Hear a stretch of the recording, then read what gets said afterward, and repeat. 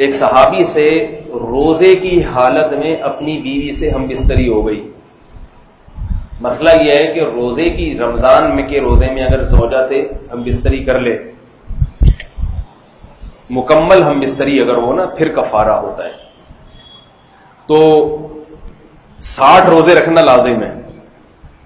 سمجھ رہے کتنے روزے؟ 60 روزوں کی طاقت اگر نہیں ہے, مثلا کوئی بوڑھا ہے بیمار ہو جائے گا, تو پھر وہ 60 مسکینوں کو 2 ٹائم کا کھانا کھلائے. ایک صحابی سے یہ کام ہو گیا, نبی صلی اللہ علیہ وسلم کے پاس آئے, یا رسول اللہ, اور بڑا دلچسپ واقعہ ہوا کہ میری زوجہ جو تھی وہ کہیں جا رہی تھی تو ان کی پنڈلی نظر آ گئی اور میں بالکل بے قابو ہو گیا. یہاں تھوڑی سی حیا کے خلاف بات ہے, لیکن ایک بات بتا دوں, یہ جو انٹرنیٹ پر بیہودہ چیزیں دیکھتے ہیں نا آج کل لوگ, فلمیں, فحش, اس سے سب سے بڑا نقصان پتہ ہے کیا ہوتا ہے؟ انسان کی اپنی بیوی کی طرف رغبت کم ہو جاتی ہے. اس نے اتنا کچھ, اتنے ڈیزائن دیکھ لیے ہیں کہ اب اس کو اپنی بیوی پھیکی سی معلوم ہوتی ہے. بیزار ہوتا ہے کہ اللہ کرے ایک ٹرک کے نیچے آ کے مر جائے. بچوں کی ماں ہونے کی وجہ سے تو تھوڑا خیال کر رہا ہوتا ہے, لیکن جو ایک اللہ نے مرد کی عورت کی طرف رغبت رکھی ہے میاں بیوی میں, تو ایک بہت بڑی وجہ یہ بھی ہوتی ہے, وہ رغبت ختم ہو جاتی ہے. یہ اس آدمی کو دنیا میں عذاب ملتا ہے جو حرام کاریوں میں اپنی نگاہوں کو برباد کرتا ہے. اس کی مثال ہے, آپ باہر جائیں اور کبھی بہاری بوٹی کے قریب سے گزر رہے, کبھی شامی کباب, اتنی خوشبوئیں آ کے گھر کی دال اچھی لگے گی آپ کو؟ ہے بھائی؟ اور آپ کے پاس وہ پیسے ہیں نہیں اتنی بوٹیاں خریدنے کے, تو بہتر نہیں ہے کہ آپ ایسے ہوٹلوں کے قریب سے گزرے ہی نہیں, آپ کے ناک میں خوشبو ہی دال کی جائے تو آپ کو وہ دال اچھی لگے گی. پھر اس دال کھانے میں وہ مزہ آئے گا آپ کو جو ایک امیر آدمی کو کباب کھانے میں آتا ہے مزہ.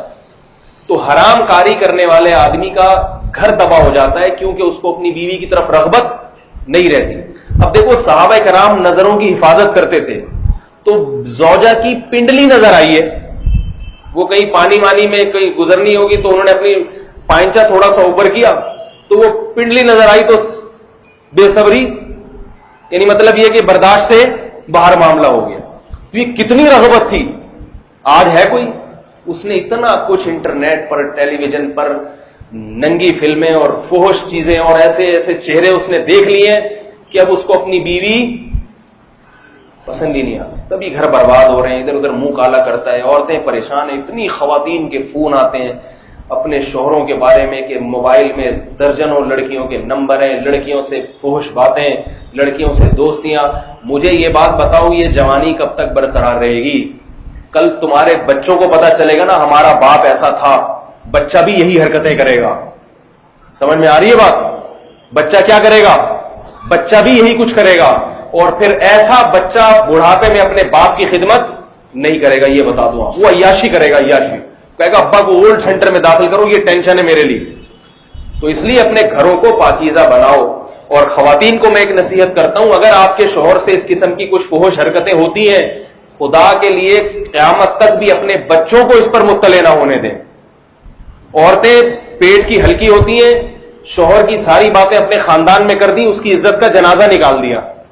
اب شوہر بعد میں بعض دفعہ توبہ کر لیتا ہے, وہ توبہ تو کرتا ہے مگر اس کے خاندان میں وہ ذلیل ہو گیا, اور خاندان والے اس کے اولاد کو بتا دیتے ہیں یہ ساری باتیں. جب اولاد کے دل میں باپ کے بارے میں یہ خیال آ گیا کہ ہمارا باپ بیہودہ ہے, فحش ہے, تو اب یاد رکھو پھر وہ اولاد اپنے باپ کو کبھی بھی باپ نہیں مانے. اس سے نقصان کس کا ہوگا؟ اولاد کا بھی نقصان ہے اس میں.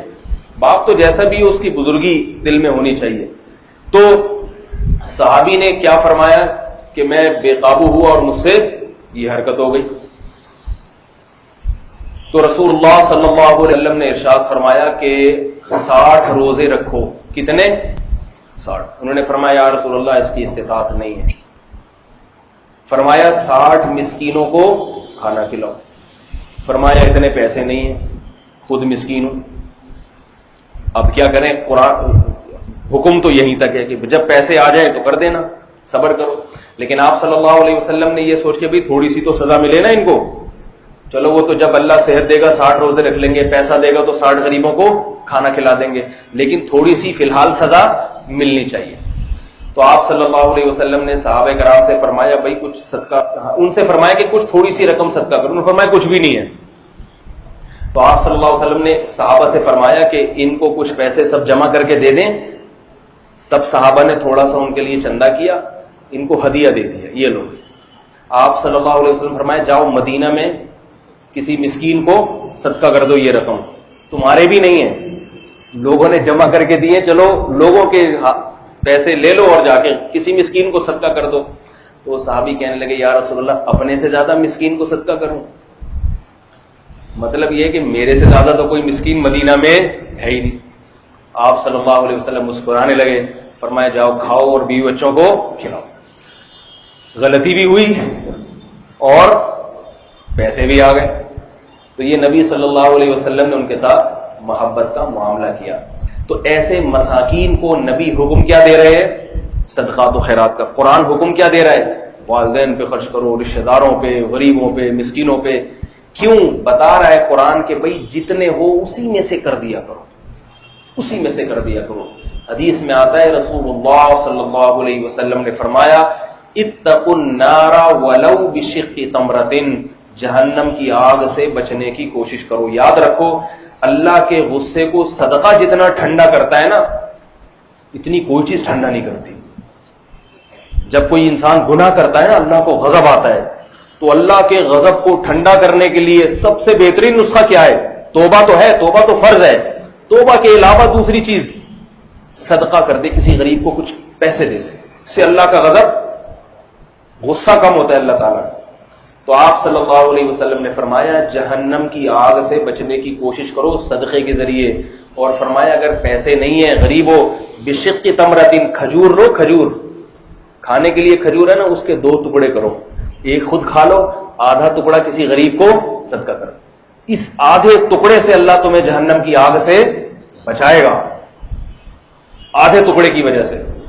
تو یہ جس غریب کے پاس یہی ہو، ایسا نہ ہو کہ میں اور آپ کی کھجوریں لے کے چٹانا شروع کرتے ہیں غریبوں کو کہ بھئی آدھے ٹکڑے سے ہوتا ہے. ہم اور آپ کو اللہ نے بہت اچھی حیثیت دی ہے، ہمیں تھوڑا سا زیادہ خرچ کر دینا چاہیے.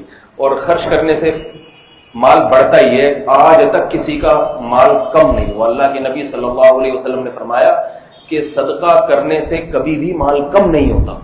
اور قرآن میں بھی اللہ نے فرمایا کہ یمحق اللہ الربا ویربی الصدقات، اللہ سود کو گھٹاتا ہے. سود خور ہمیشہ روتا ہوا نظر آئے گا، پیسے ہی نہیں ہے، پیسے ہی نہیں ہے، ہر وقت مانگتا ہوا نظر آئے گا. دولت ہو کے بھی اس کا دل تنگ. اور آپ صلی اللہ قرآن مجید میں اللہ نے فرمایا ویربی الصدقات، صدقات کو اللہ کیا کرتے ہیں؟ بڑھاتے ہیں. دنیا میں بھی بڑھاتے ہیں، آخرت میں بھی بڑھاتے ہیں.